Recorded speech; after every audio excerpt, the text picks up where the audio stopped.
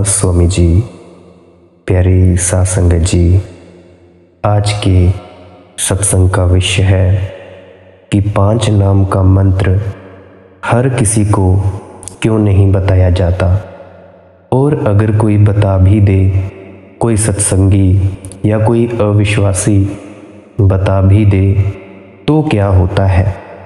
तो प्यारी साध संगत जी, ये वीडियो छोटी होने वाली है, तो इस 10 या 15 मिनट की वीडियो को अंत तक ज़रूर सुने, और जब आपको समझ में आ जाए तो औरों तक भी इस वीडियो को साझा ज़रूर करना।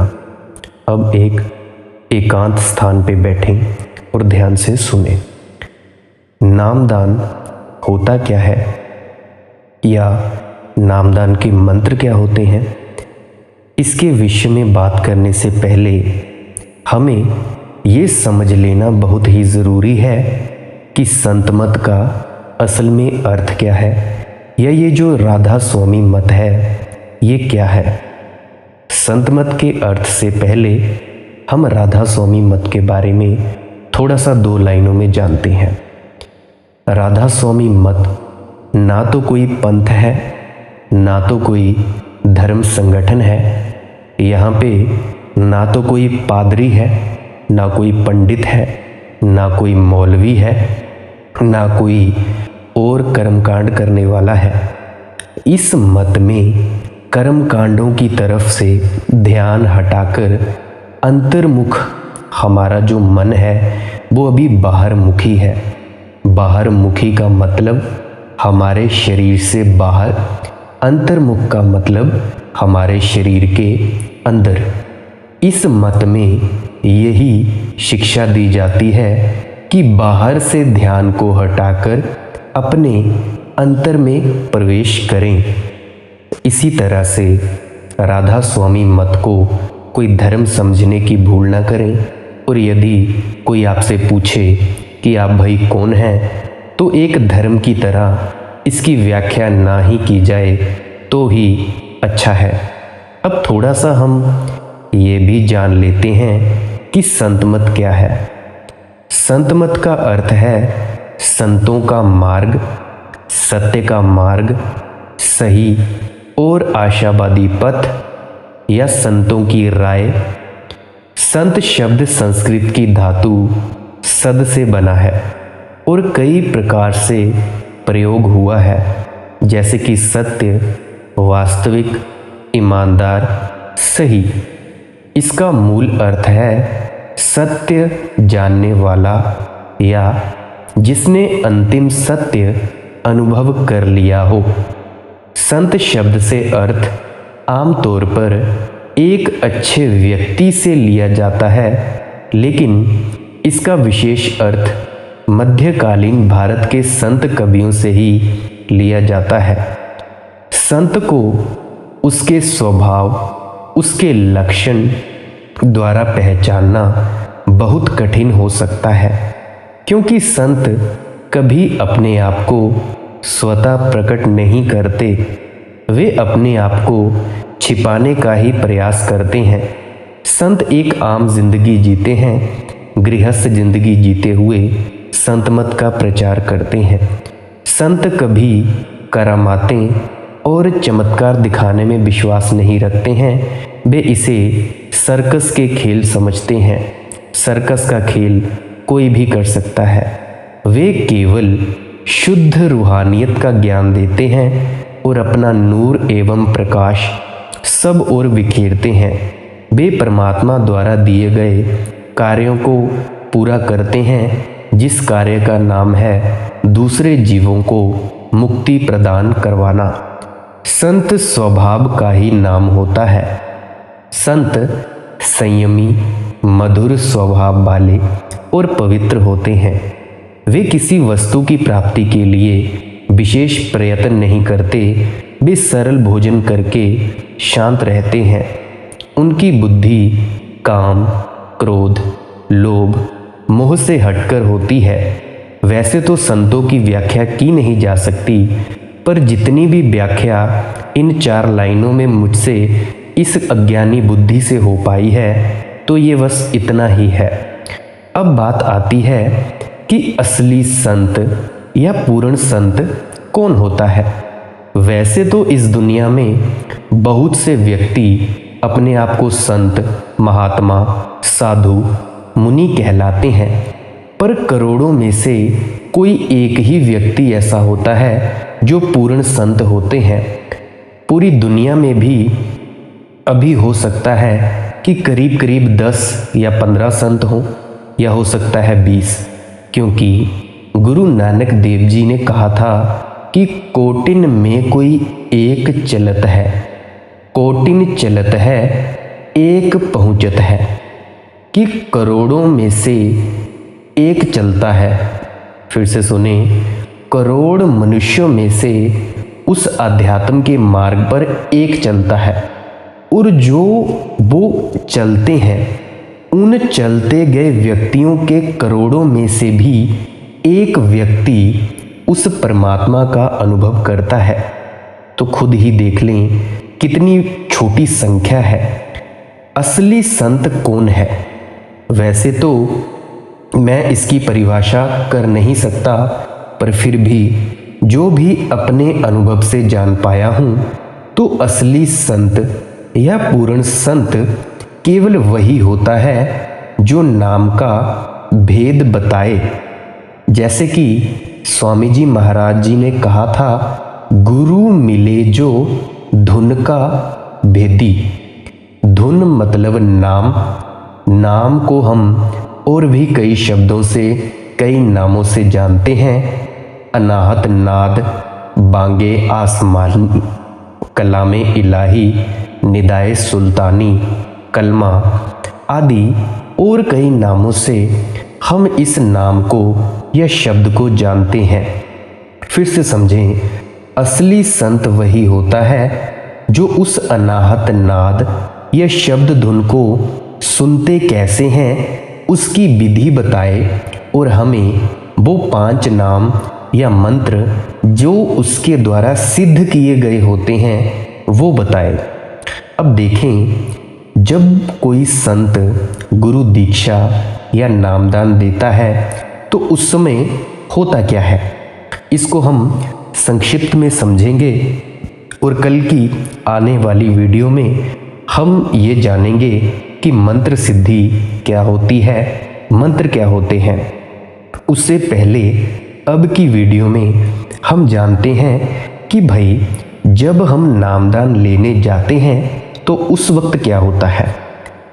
जब हम नामदान लेने या गुरु दीक्षा लेने जाते हैं उस समय हम संत के सामने या सदगुरु के सामने बैठते हैं। तो वो करता क्या है, वो हमें एक विधि बताता है, एक प्रयोग बताता है कि भाई तुमने ऐसे बैठना है, ऐसे अपनी रीढ़ की हड्डी सीधी रखनी है, ध्यान दोनों आंखों के बीच में रखना है, और जब आप ध्यान ऐसे रखेंगे तो मेरे द्वारा दिया गया मंत्र जप करना है। तो जो वो मंत्र जप होता है उसके ज़रिए आपका अनाहत नाद, शब्द धुन या नाम वो शुरू होगा। तो वो जो शुरू होगा तब वो कहते हैं कि उसके बाद जब आपकी धुन शुरू हो जाएगी तो उसको सुनते रहना है, और उसी धुन के ज़रिए अपने धुरधाम या परम आत्मा तक पहुंचना है। अब देखें 3 स्टेप हैं। पहला, वो मंत्र जप देते हैं। मंत्र जप करने से क्या होगा, अनाहत नाद शुरू होगा या नाम या शब्द या धुन। और तीसरा, अनाहत नाद या शब्द धुन जब हम सुनेंगे और उसको सुनते सुनते हम ऊपरी मंजिलों में जाएंगे, तब जाके हमारा आध्यात्मिक मार्ग या रूहानियत शुरू होगी। जैसा कि कबीर साहिब जी ने एक अपने वचन में कहा है कि जप मरे अजप्पा मरे, अनहद भी मरी जाए। जप मरे मतलब कि जो आपको वो मंत्र देता है गुरु, एक पूर्ण सच्चा संत और सदगुरु, जब वो मंत्र आपको देता है तो उसको हमने जपना होता है। तो उसको जब हम निरंतर जपते हैं, जपते हैं उस मंत्र को जपना हम सिमरन कहते हैं। और जब उसको आप निरंतर जपते रहते हैं तो उससे क्या होगा, एक वक्त ऐसा आएगा कि वो मंत्र खुद ब खुद आपके दिमाग में बजता चला जाएगा। ऐसा समझें, कोई गाना आपको प्रिय हो और वो पसंद हो, आप उनको सुनते जाएं और जब आप उसको बार बार गाते जाएंगे तो कुछ समय बाद वो गाना अपने आप ही आपके दिमाग में बजता रहेगा। ठीक उसी प्रकार से ये जो मंत्र जप होता है ये आपको करना नहीं पड़ता, ये खुद ब खुद जपता रहता है। यानी जप मरे अजप्पा मरे, यानी कि पहला स्टेप जाप खत्म हो गया और दूसरा स्टेप अजप्पा मरे। उसके बाद जैसे ही वो अजप्पा जाप या वो मंत्र जाप खुद ब खुद आपके दिमाग में चलता रहता है तो उससे आपका जो मन होता है, जो मन में विचार होते हैं, वो ठहरने शुरू हो जाते हैं। जैसे ही आपका मन ठहरा वैसे ही आपकी ऊर्जा आपके अनाहत चक्र या हृदय चक्र तक पहुंचती है और उसके बाद आपकी अनाहत नाद, शब्द धुन या नाम शुरू होता है। ये शुरू में आपको अपने कानों से सुनाई देता है, पर ये हमारी तीसरी आंख, दोनों आंखों के बीच में जो जगह है, भौहों के बीच में, इधर से आती है। तो जब अजप्पा जाप होता है शुरू, तो उसके बाद अनाहत नाद शुरू होता है, अनहद नाद भी कहा जाता है इसको। तो जब ये शुरू होता है तो उसके बाद इसको सुनते रहना है और ये जो नाद है ये तरह तरह की आवाज़ों में तब्दील होती हैं। शुरू में आप जी को घंटे और शंख की आवाज़ को पकड़ना होता है और उससे भी पहली आवाज़ होती है सन्नाटे की आवाज़ या झिंगुर जैसी मधुरमयी आवाज़। तो ये तो था कि भाई जब संत हमें नामदान देते हैं तो उससे हमारा क्या क्या होता है। अब इसको भी समझें कि अगर हम नामदान के जो शब्द हैं किसी को भी बता दें तो क्या होगा, या कोई वैसे ही पढ़ ले तो क्या होगा। तो इसमें एक बहुत ही खास रहस्य है। इसमें रहस्य ये है कि जो मंत्र सदगुरु देता है, उदाहरण के लिए समझें कि उसने राम राम दे दिया या राधा स्वामी दे दिया, उदाहरण है ये, वैसे तो मंत्र कुछ और हैं, मैं उदाहरण के लिए कह रहा हूँ। ये जो मंत्र है ये उस गुरु द्वारा या उस गुरु के गुरुओं द्वारा सिद्ध किया गया मंत्र होता है।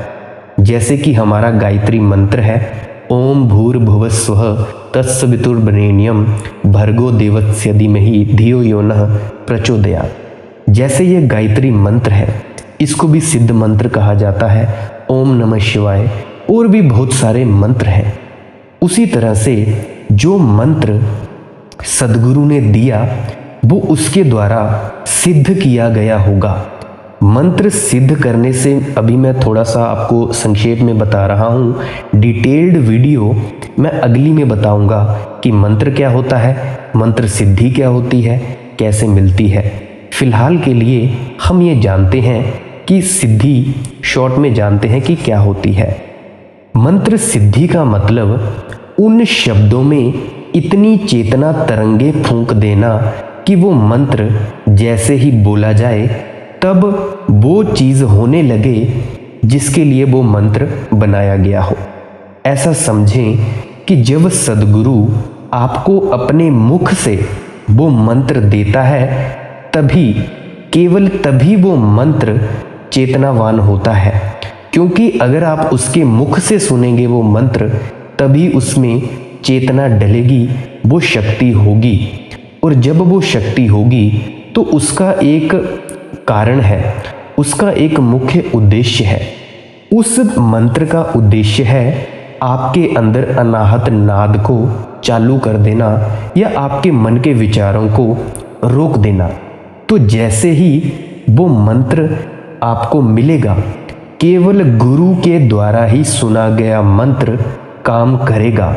अन्य कोई भी व्यक्ति अगर कह दे, अगर कोई सत्संगी कह दे या कोई और पुरुष किसी से पढ़ ले, कहीं से पढ़ ले, तो वो मंत्र काम नहीं करेगा वैसा जैसा कि गुरु के मुख से वो सुना गया मंत्र काम करेगा। इसीलिए बहुत से सत्संगियों को, साधकों को उनके गुरु द्वारा निर्देशन होता है कि इस मंत्र को किसी और को ना बताया जाए, क्योंकि अगर वो बता भी देंगे तो भी वो मंत्र तो काम करेगा नहीं। आपने बहुत दफ़ा सवाल जवाबों में सुना होगा, क्वेश्चन आंसर्स में, कि सदगुरु कहते हैं कि देने वाले में ताकत होती है, मंत्र में नहीं। फिर से सुने कि मंत्र देने वाले में ताकत होती है, अकेले शब्दों में कोई ताकत नहीं होती है। इस ब्रह्मांड में बहुत से मंत्र हैं जिनको जप के तरह तरह की चीज़ें मिलती हैं। और एक और चीज़ याद रखना, जैसे ही ये मंत्र या नामदान के वक्त आपको सदगुरु द्वारा दिया गया होता है, इससे आपको दुनियावी चीज़ें भी मिलेंगी और आपका परमार्थ में लाभ भी होगा। और याद रखें, ये मंत्र केवल आपको अनाहत नाद तक पहुंचा सकता है, ये आपको मुक्ति प्रदान नहीं कर सकता। ये मंत्र आपको विचारों को शून्य करने में मदद कर सकता है, अनाहत नाद चालू करने में मदद कर सकता है, मुक्ति के लिए नहीं है। मुक्ति के लिए सदगुरु की अपार कृपा चाहिए, उस परमपिता परमेश्वर की अपार कृपा चाहिए। और जो धुन, शब्द स्वरूपी धुन जो आपके अंदर में बजेगी, चलेगी, उससे ही आप मुक्ति के रास्ते पर पहुंच पाएंगे, उससे नहीं। प्यारी साध संगत जी, मेरे ख्याल से मैं आपको समझाने में काबिल हो पाया हूँ। मैंने थोड़ी सी चेष्टा की है आपको समझाने की कि ये मंत्र जो नामदान में दिए जाते हैं, इनको दूसरों तक बताने के लिए क्यों मना किया जाता है, और अगर कोई बता दे तो क्या होता है। अब आप इस वीडियो को अपने मित्रों और परिजनों तक ज़रूर पहुंचाएं, ताकि उनके दिमाग में भी जो संशय हों, जो प्रश्न हों, वो दूर हो पाए। अगर आप ये वीडियो, इसको आप शेयर कर दोगे ज़्यादा से ज़्यादा, तो मैं समझूंगा कि मेरी जो सेवा है वो परम पिता परमेश्वर के चरणों में कबूल हो गई है। आपने इतना वक्त दिया, इतना अपना कीमती टाइम दिया, इसके लिए बहुत बहुत अनुग्रहित हूँ। अंत में आपके अंदर बैठे परम आत्मा को प्रणाम करता हूँ। राधा स्वामी जी।